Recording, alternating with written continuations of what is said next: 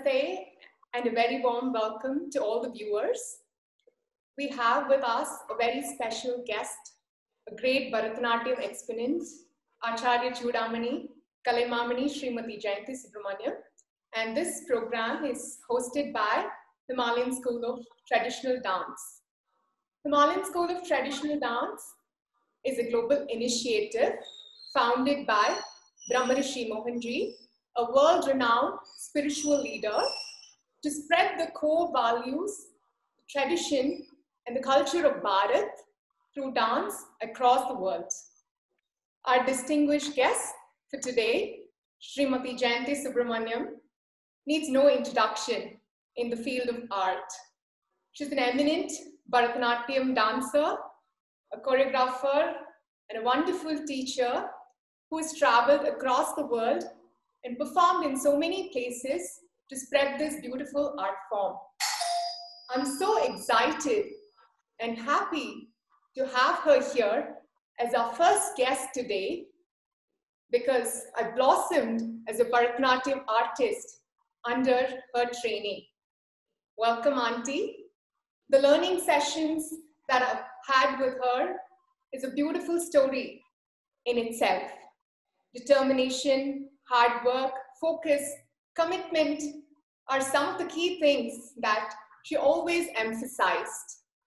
It's such a pleasure to have her here with us today to share her journey towards the inner transformation through dance. Hearty welcome, Auntie. Thank you, Radha, and namaste to all the viewers. Now we will start the interview. As a first question, I would like to ask this. To excel or to make a difference in any art field, I feel the three key aspects are: what is the thing that motivated you? What is something that inspired you? And about the divine grace. Can you share with us what was your inspiration, your motivation, and how did you perceive that unseen blessing helping you through your journey? It's quite difficult to answer that question because different people have motivated and inspired me through different stages in my life. So my first motivation was from my parents. So they were the people who felt that their daughter had to dance. And I think I was hardly 5 or 5.5 years old when they started sending me to dance classes. And they inculcated the discipline in me.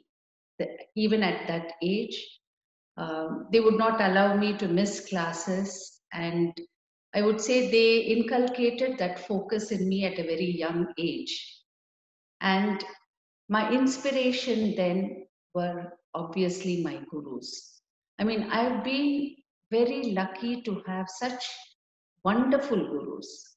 I initially joined under Dr. Padma Subramaniam. I was very, very young. I was just 5.5.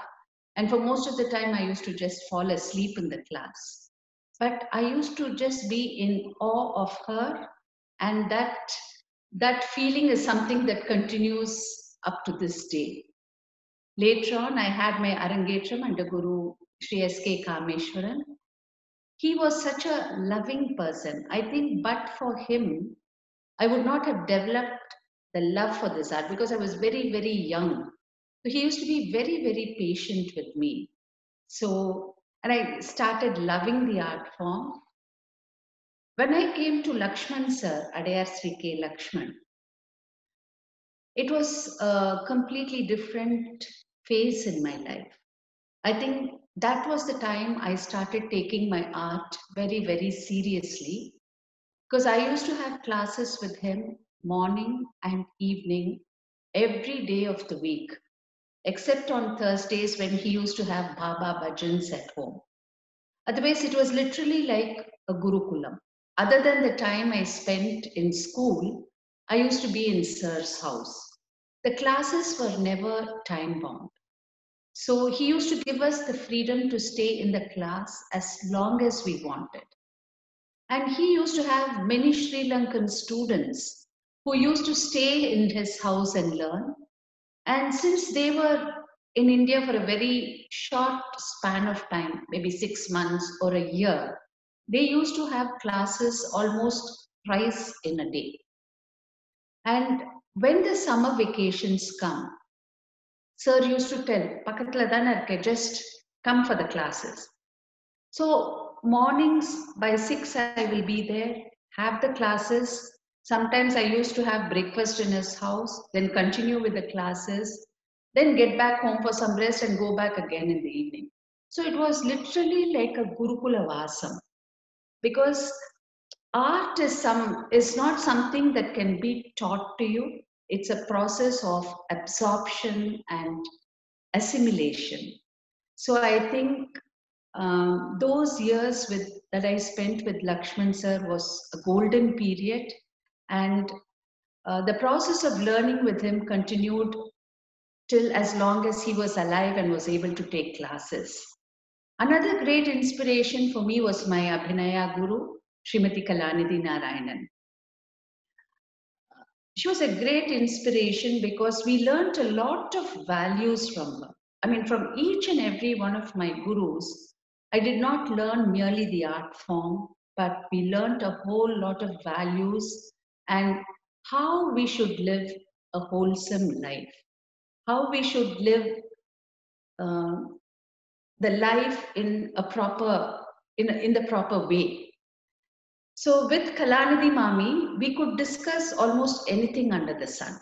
Even things that at times that we could not discuss with our own parents, we felt free to discuss with Mami, because she used to just come down to our level and treat us like friends.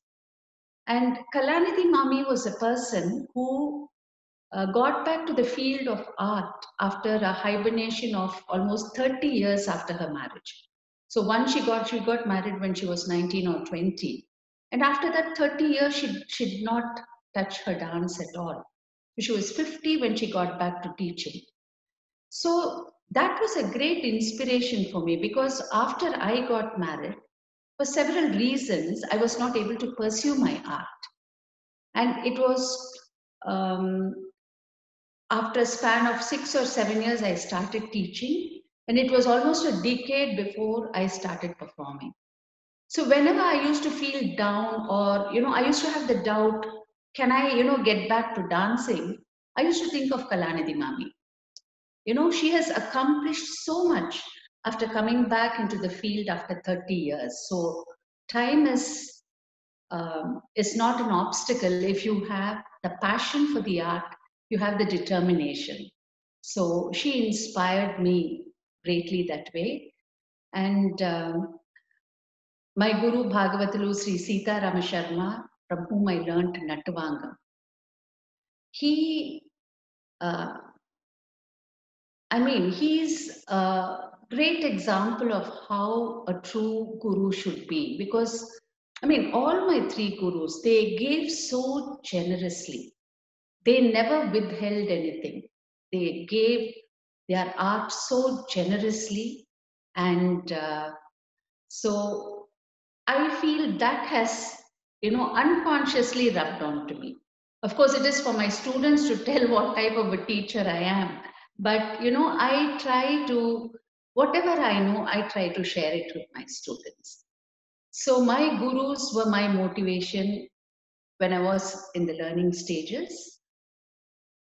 Later on, my husband, after my marriage, my husband loves dance. So I would say he was my inspiration. He was also my best critic. My best critics were my mother and my husband. So whenever I did a performance or a rehearsal session, they would just analyze it threadbare. And they used to be very, very critical. But I think it helped me because, like between being an excellent dancer and a very good dancer, it's a very marginal difference. I think it is those minute details that contribute to making you a better artist. So he used to greatly inspire me to, always delve into new topics and, do something different. He was always there to back me up, whatever I did. And of course, my students, I think they are a great motivation and inspiration. Because being young, they're so full of ideas. They always want to keep learning something new. So, in the process of teaching them, I learned a lot.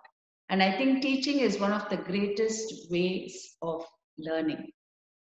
So, my students continue to inspire me up to this day. And then there is my daughter. She again is very, very critical about my art, be it my own performing or teaching. She's very critical and analytical. And again, she's a great source of motivation for me. Thank you very much, Auntie, for sharing the journey with us. And yes, indeed, you're such a great source of inspiration for all of us. And as I mentioned earlier, every session with you was definitely a great, a great learning and a beautiful story to share with all. Thank you, Auntie. So the next question, art is universal. How does Bharatanatyam have that universal appeal? And how is it so magical and enchanting? I think any art form is universal because you really don't have to understand the art in order to be able to appreciate it. When you look at a beautiful piece of painting, you may not even know the subject matter, but something about the painting strikes you. Or you look at a beautiful piece of sculpture, you are able to appreciate the beauty of the form and what has gone into make that piece of sculpture. Or you see a tall gopuram, you're just awestruck by the skill and dexterity with which every minute detail is carved. So I would say that any art form is universal. When it comes to Bharatanatyam, it appeals to people in so many different ways. For people who do not understand the language, the sheer beauty of the lines when a dancer is doing the adavas, because Bharatanatyam is highly geometrical. Our very half-sitting posture, our Aramandi posture is like a pyramid, it's solid and stable. Then you have your Natyarambam, which is a horizontal. You have your verticals, you trace out circles when you do your adavas. So this sort of geometric patterns, it has a kind of aesthetic beauty. It has a visual beauty. And beyond this visual beauty, these movements, when executed with a lot of precision, have the capacity to produce certain positive vibrations. If you notice when they do the Sri Chakra Puja, they have these geometric patterns because it is believed that these geometric patterns have a particular positive vibration. So similarly, when we do Bharatanatyam, we are virtually, creating these geometric patterns. So I feel that it gives a lot of positive energy and it strikes, a chord in the spectator who's seeing it. And when it comes to emotions, I think the gamut of emotions that you can see in a Bharatanatyam performance is immense. I mean, there is no end to the emotional content in a Bharatanatyam performance. And emotions, again, are universal. So when you show love or when you show anger, when you show fear, people are able to relate to what you are doing. And hence, I think it has that appeal for the spectator. That's a wonderful comparison. The Sri Chakra Puja and the postures that we do. That's a lovely insight, Auntie. Thank you. You have performed in various countries, numerous stages and various productions as well. You've also performed in spiritual centers like Puttaparthi in front of Bhagavan Sri Satya Sai Baba, Tirumala, and in other places like Rajmundry and Tirupattur, to name a few. Can you tell us which one touched you the most? It's really very, very hard to tell because, each performance is a unique experience. Each rehearsal is a unique experience. I feel personally that the space where I dance by itself is a temple.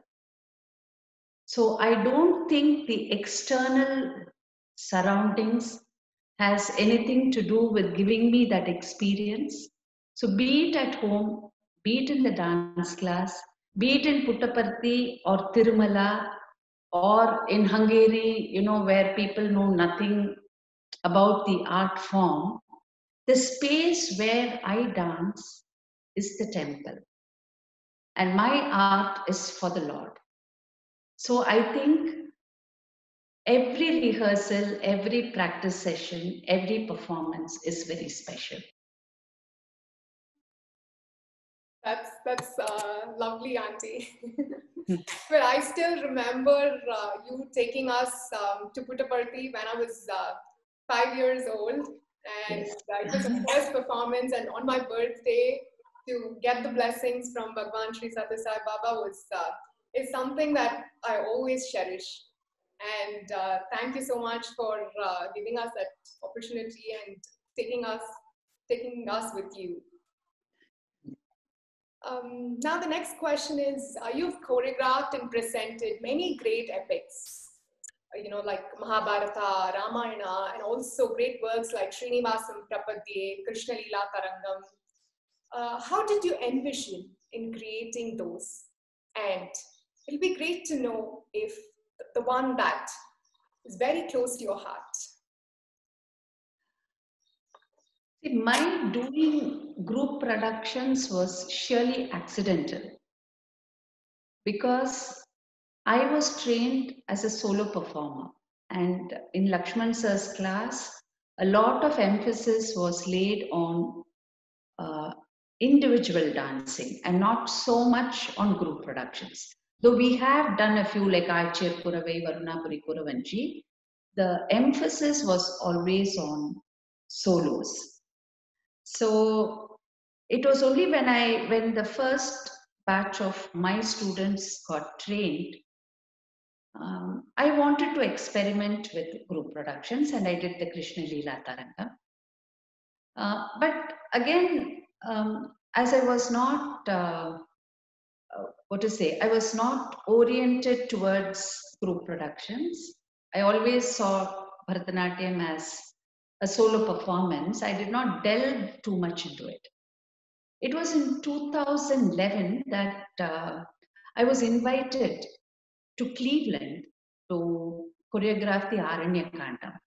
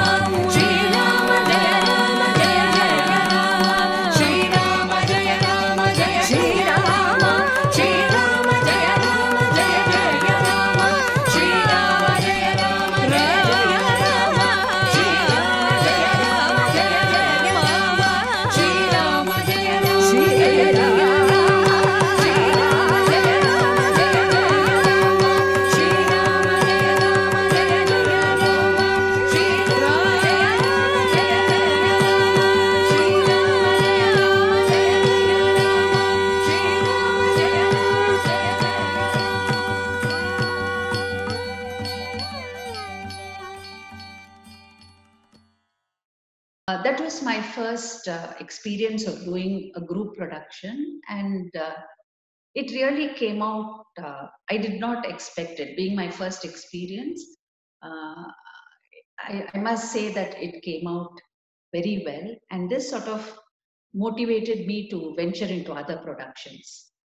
Because each, again, to tell which is close to my heart is difficult, because each production is special in a different way. And when I take up a topic, which I would like to present, it is obviously something that has really struck me. So, for instance, I have done the Nauka Charitram. Then I have done a production based on Richard Bach's novel, Jonathan Livingston Seagull. Then I've done the Panchali Sabadam. So each one of these, in Nauka Charitram, for instance, I was really taken by, the imagery, the poetry, and the devotion of Tyagaraja's work. Just to listen, you may not understand Telugu, but just listening to that music and that poetry, it somehow struck me deep within. And the total abandon, the total devotion of Tyagaraja comes out so beautifully in that Geya Nataka. So much so that I really wanted to do it. And Jonathan Seagull, I will talk about it later. And Panchali Sabadam, again, I was invited to present it in Cleveland. And of course, Mahakavi Bharatiyar's Panchali Sabadam, I think, is one of the most powerful works. And it was a great challenge to work on that, on the Panchali Sabadam. I mean, it was an emotional drain, I would say, but then the end result is really gratifying. And Srinivasam Prapadye, Varadar, and Tirunarayana, all these were productions which Darshanam Arts commissioned me to do it. Yeah, and each of them has been, those productions were totally devotional, and I think it gave me a lot of peace of mind working on those productions. Yeah, I remember the rehearsal days and how you gave importance to each of the minute details, even when we did the Nauka Charitram, when the hand postures, everything, every minute detail, you spent so much time with us. And to think about it, it's just so wonderful. Auntie, now coming to the next production, the Jyotirgamaya, a very different dance portrayal. How was your experience with that production? See, Richard Bach's Jonathan Livingston Seagull was a book that I read when I was in school. It's a tiny book, but that book really inspired me. I mean, for those of you who have read this story, you know it. And for those of you who haven't, to tell the story very briefly, it sketches the life of a seagull which strives to excel in the art of flight, which was striving to perfect the art of flight, because he believed that being perfect was, to be in heaven. So the seagulls are, birds whose only work was to, fight over bits and pieces of fish, and they're all low flight birds. But this particular bird, Jonathan, felt, why can't I soar into the sky like the eagle? Why should I always be quarreling for bits and pieces of food? There is something more to life than just eating and sleeping and fighting. So there was this inner quest in him. So he used to fly off to the cliffs all alone, trying to practice, trying to, soar higher, but he used to fail. But one day he makes a breakthrough, and he of other seagulls to, disclose to them what he has discovered. And all the elders of the flock are assembled, and he he thought that they were there to praise him and, applaud his efforts. But to his dismay, they just disowned him. They said, "You are not like any of us. All you have to do is just to go, find your food, eat and sleep. You don't have to do anything different from all of us. So you don't belong to us," and they just throw him out of the flock. So Jonathan is very, very depressed and he's flying all alone. And suddenly, two other birds join him. So he doesn't know who they are, but he could make out that, there was something about them, something about the way they were flying, which was so inspiring. So he just tested them. He did a dive and they dived with him. He soared up, they soared up with him. And then these two gulls guide and take him to the great gull who was their guru, whom we can relate, because he was the teacher. And the guru tells Jonathan that heaven is not a place or a time. Being perfect is heaven. And you can conquer the limitations of time and space by your mere thought process. And he started teaching him the technique of flying, so many different techniques of flying. And then he tells Jonathan, never forget the place from where you came. Because there might be other gulls who are, striving for excellence like you are. So never forget them. So there is a second part to the book, but I just presented this part in Jyotirgamaya because, see, there were two reasons. One is I felt that this book had a message which is valuable for each and every individual, be it in whatever walk. You might be a student, you might be a professional, you might be just a homemaker. But I think this striving for excellence is a message which is relevant for each and every individual. Secondly, I wanted to present it using pure classical Carnatic music and pure classical Bharatanatyam. Though it is a Western novel, I did not want to, deviate from my style. The reason I wanted to do this was many children nowadays feel that classical music and classical dance are not relevant to the present day.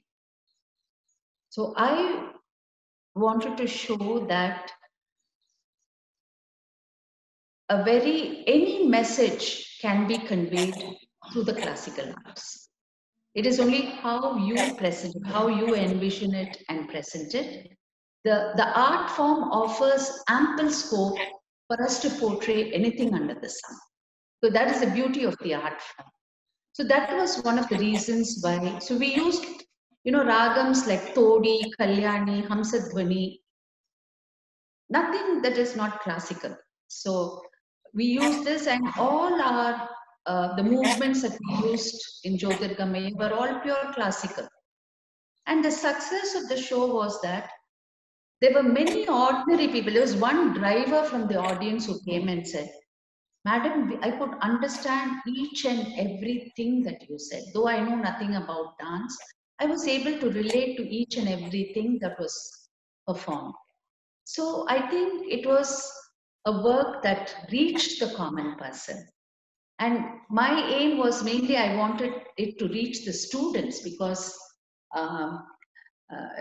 I was very inspired by the book, and I'm sure it will be a great inspiration to those who read the book and are able to see the production as well. Very, very interesting, Auntie, to hear this, how you envision and how did you, the journey of Jyotirgamaya. This is beautiful to listen. And now, coming to spirituality, the core of Bharatanatyam is essentially spiritual. And that's what I feel. How does one connect to the inner self through dance? Spirituality is something which is very, very personal.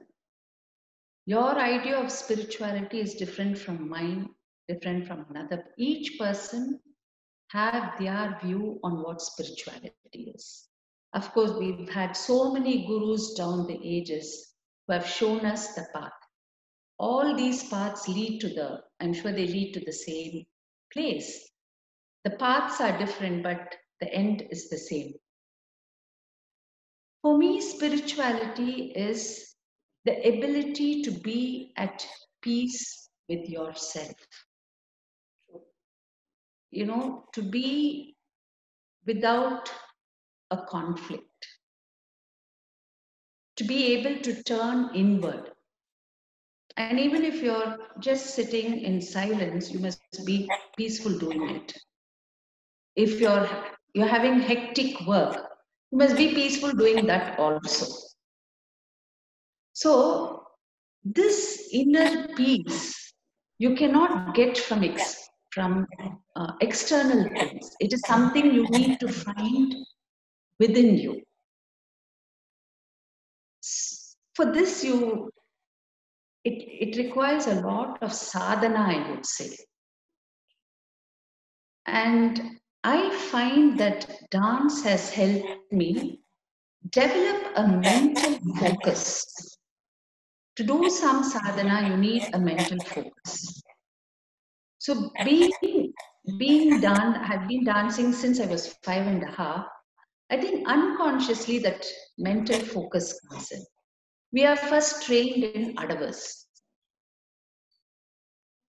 We receive rigorous training in Adavas, which are very, very physical, which are very, very hard to do. Even that Aramantic posture, your leg will pain, your knees will pain, your back will pain. And when you hold a Natya Rambam, our arms ache. So you have aches and pains all over. But over a period of time, the more and more and more you practice, you lose your body consciousness. At first, when you are doing the Adavas, you are aware of every part of the body. You are aware of even parts that you never knew existed because of the aches and pains, you're so conscious of your body.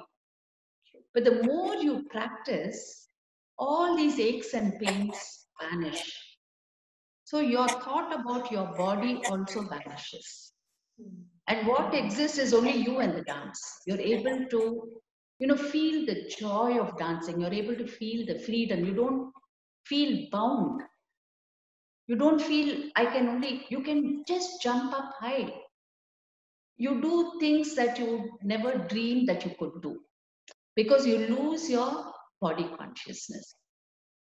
Then we are trained in so many different emotions. Again, when you're doing your emotions, your mind, you're mentally so involved, and sometimes you really get, you're taught to become one with the character. Absolutely. So when you become one with the character, you start feeling if that character is happy, you are happy. If the character is crying, you are crying. But after a while, what happens? You learn to dissociate from those very emotions. There is a fine line. The emotions are there, but you're standing beyond it as a spectator. So what happens, what I have noticed with my gurus, they were all family people. All of them had their own set of problems. All of them, they've supported their families. But when it came to taking class, everything was set aside. Full focus was on their teaching. They were able to set it aside and focus. So they did their duty. They did not expect anything. They did not go behind awards or rewards or anything. Every day begins with a class, ends with a class. It was their karma. Teaching was their karma. And they did it wholeheartedly without expecting results. So watching them, I think that is what, I don't know whether I have imbibed it, but that is what I would like to imbibe. To just keep doing what you have to do. don't bother about the results. So when you don't bother about results, that inner peace comes onto you. Forever, if you're worried about, oh, I'm dancing, what am I going to get? Am I going to perform? Am I going to get a good review? Am I going to get a good audience? Always, when you have such conflicting feelings, where can you concentrate on your art? Whereas when you focus on your art, you're able to do your best. All the other things will automatically fall into place. And I think this inner peace is the most important thing that the art has given me. And for me, that is spirituality. Wonderful. So true, Auntie. That's actually very true. In fact, today morning, what happened was, everything was planned, and I decided to have the interview, and Wi-Fi stopped working. So at 7:30, it wasn't still working, and I just called the service provider, and they didn't pick the call. I just surrendered. I said, okay, if Bhagwan wills it, it will happen.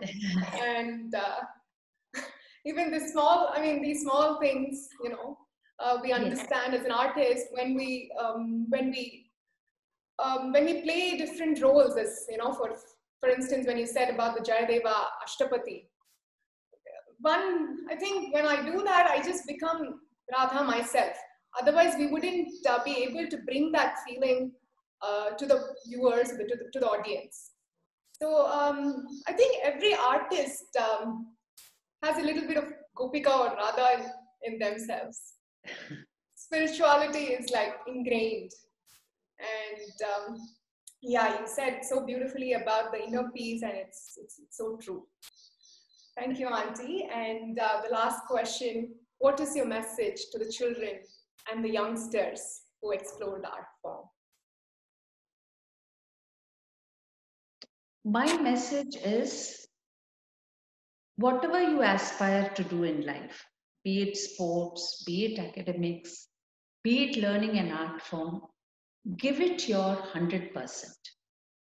Don't do it because your parents have told you to do it, or your brothers and sisters are doing, or your friends are doing something. They might be an initial motivating factor. But once you decide to take up something seriously, give it your 100%. Don't worry about the results. When you give your 100%, the results will automatically come. So that is what I would like to tell the children. That is a very, very great advice for all of us. Thank you, Auntie. And as a token of love and gratitude to all the great work that you're doing in the world, in the field of dance, HSTD would like to honor you with a certificate of honor. I will share my screen and read out the message. Himalayan School of Traditional Dance, the certificate of honor presented to Srimati Jayanti Subramaniam in recognition of her many stellar achievements and contributions, both as a performer and teacher, creating generations of dancers of repute in the traditional form of Bharatanatyam.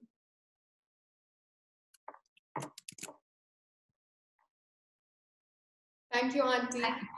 Thank you so much, and that was a big surprise. This is the first online certificate that I'm receiving. Thank you for that. Thank you very much, Auntie, for your time, and it's such a pleasure. It's such a pleasure to have you with us today. Thank you, Auntie. Thank you.